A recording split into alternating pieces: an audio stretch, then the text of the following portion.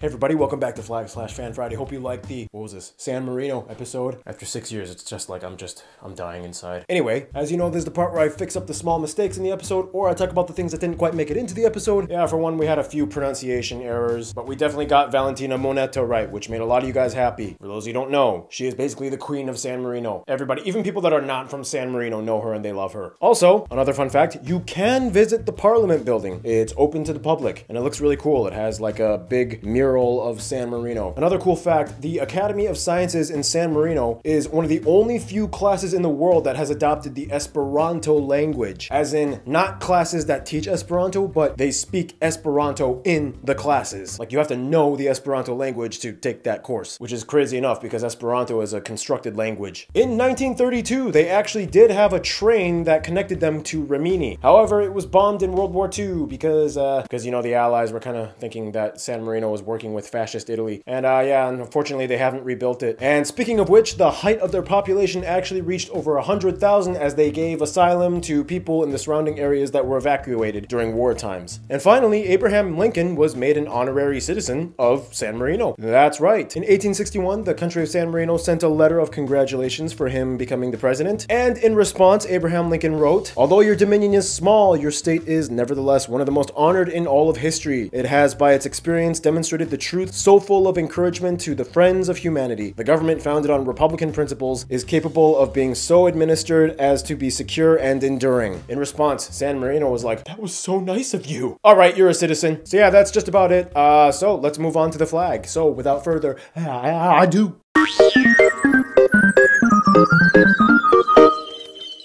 Dude, San Marino, do you guys remember that heritage trip video I made? Yeah, when me and my mom were in Italy, we almost went to San Marino. We were so close. We almost went to San Marino. Anyhow, we gotta talk about the flag, which, by the way, this is gonna be a double whammy because the flag has the coat of arms on it, so we don't have to do a coat of arms section. Here we go. The flag is a horizontal bicolor of white and light blue, and the coat of arms lies in the middle. The white stands for peace, and the blue stands for liberty. Zooming in on the coat of arms, you get a lot of detail. The shield is adorned with a crown on top, symbolizing the sovereignty of the nation, not alluding to any kind of monarchy, as the country has been a republic since its inception. The golden heart-shaped frame is also flanked by laurel and oak branches, often symbols of triumph, honor, nobility, and wisdom. At the bottom lies the state motto, just one word, libertas, which in Latin means liberty. From there, you go in the shield and find the three towers on the three hills, which are essentially depictions of the three fortress towers on top of the three summits of Mount Titano: Guaita, Cesta, and Montale. Each tower is also surmounted by an ostrich plume, which has often been a symbol of power and elegance. Keep in mind, prior to this flag, they used this flag between the 15th and 18th centuries. It was a tricolor with orange, white, and purple. Had they kept this flag, they would have been one of the only few countries in the world with a flag that has purple on it. Today, only Dominica and Nicaragua can hold the title. Some might argue that Qatar and Sri Lanka are kind of close enough, but that's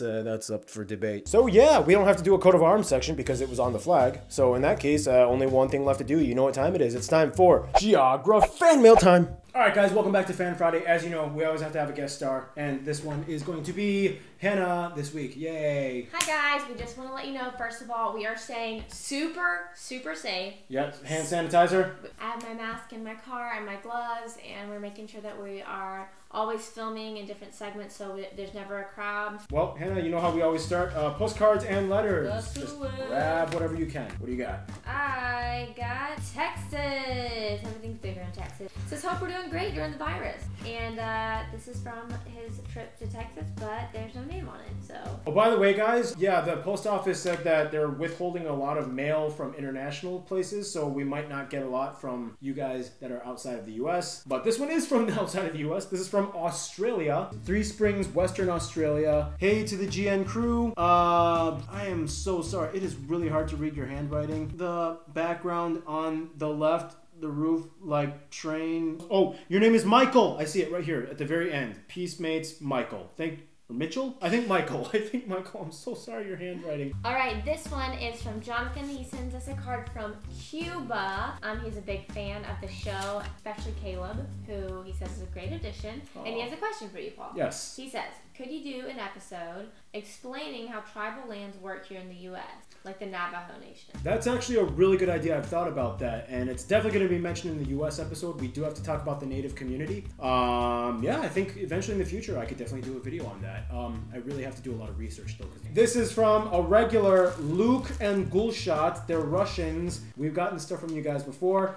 Just off the shores of Lake Constance in Switzerland. When or on in Lake Constance, you are on or in Austria, Germany, and Switzerland all at the same time. That's right, because Lake Constance is disputed between all three. All right, this one is a letter from Anthony. He sends us a note saying that he loves geography now, and he was actually in a geography and placed 3rd. It's so interesting how a lot of schools in the U.S. don't even have geography, like, in their curriculum. Our videos are used a lot, like, in schools across the whole world. Did you ever expect to be in videos watched in schools across the world, Hannah? Not at all. Not whatsoever. I would have never guessed this, but it's awesome. Eswatini, I think, was your first episode. All right, so this says, hi, Paul, Art, Hannah, and Keith, and the rest of the crew. I'm Jack. I'm a fellow Minnesotan, and I've been watching the channel since the Limberwisk episode, which I never finished and ended up believing for about 2 months until I realized it didn't exist on Google Maps. That's hilarious. All right, this is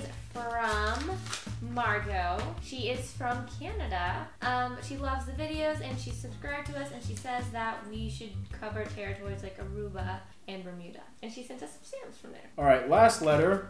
This is pretty cool. Drew something. Beautiful. Okay. The Middle East and North Africa. That's pretty cool. My name is GP. I live in Pleasanton, California. I admire all of your incredible work and all the effort you put into every video. I've included a map I made a while ago of my favorite region. That's pretty cool, man. Obviously, Hannah, I know you said you want to go to Israel sometime. I do.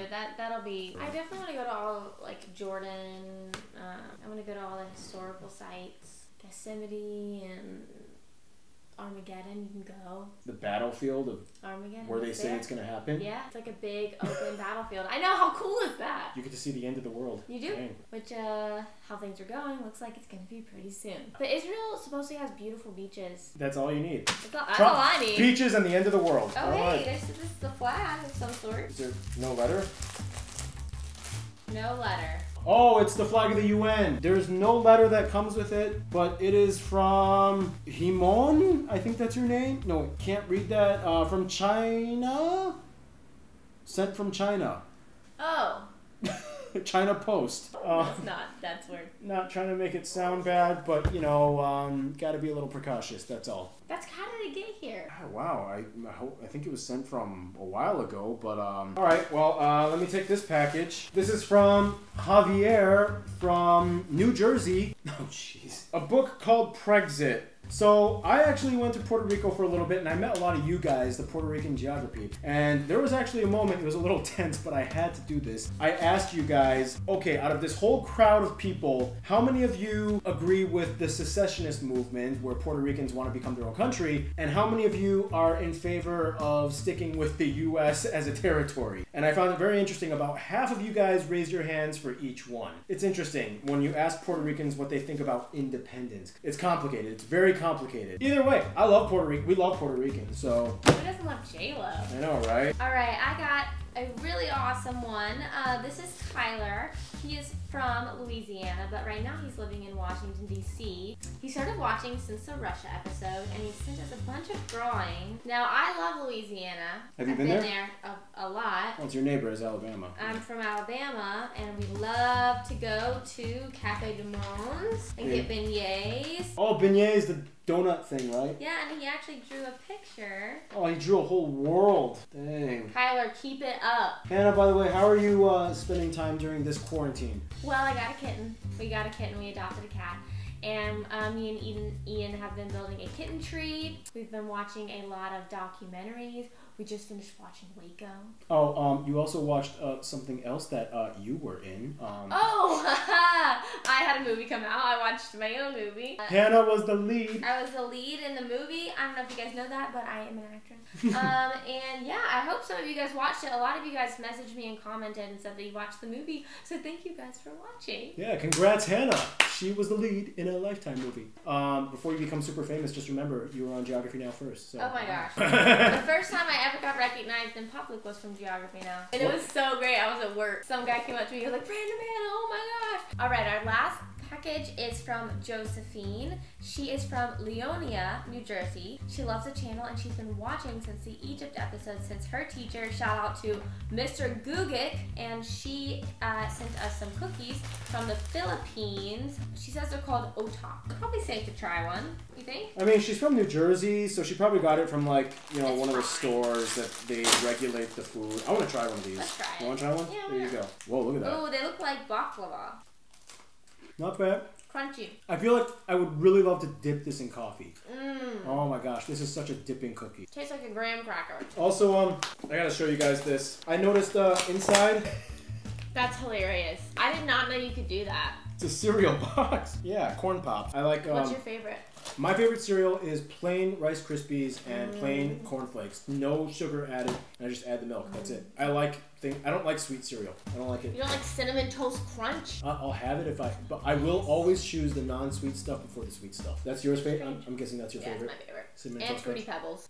Oh, that stuff will shred the top of your mouth. Oh. It's delicious. Growing up, I'm guessing you watched cartoons as a kid, eating cereal, blah, blah, blah. I watched cartoons while eating Krispy Kreme donuts.